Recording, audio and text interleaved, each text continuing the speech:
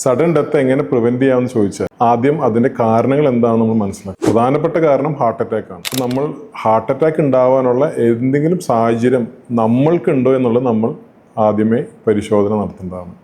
അപ്പോൾ അതിന് ഏറ്റവും എളുപ്പത്തിൽ നമുക്ക് ചെയ്യാൻ പറ്റുന്നത് ഒരു ECG എടുക്കുക, നമ്മളുടെ ഷുഗർ, ബ്ലഡ് പ്രഷർ, കൊളസ്ട്രോൾ എന്നീ ടെസ്റ്റുകൾ ചെയ്ത് നോക്കുക.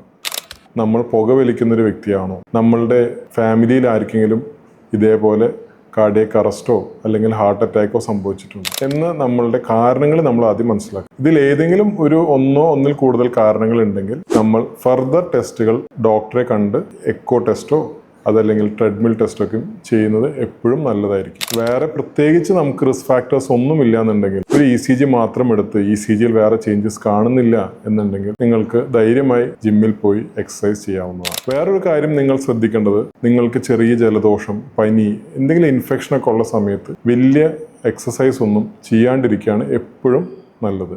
കാരണം ചില ഇൻഫെക്ഷൻസ് ഹാർട്ടിനെയും ബാധിക്കുന്നതാണ്. ആ സമയത്ത് നമ്മൾ ഹാർട്ടിന് സ്ട്രെയിൻ കൊടുക്കുന്ന എക്സസൈസുകൾ ചെയ്ത് കഴിഞ്ഞാൽ അത് ഈ പറയുന്ന പോലെ കാർഡിയക് അരിത്മിയ ഉണ്ടാവാനും പെട്ടെന്നുണ്ടാവാൻ സഡൻ കാർഡിയക് ഡെത്ത് സംഭവിക്കാനും കാരണമാവാം.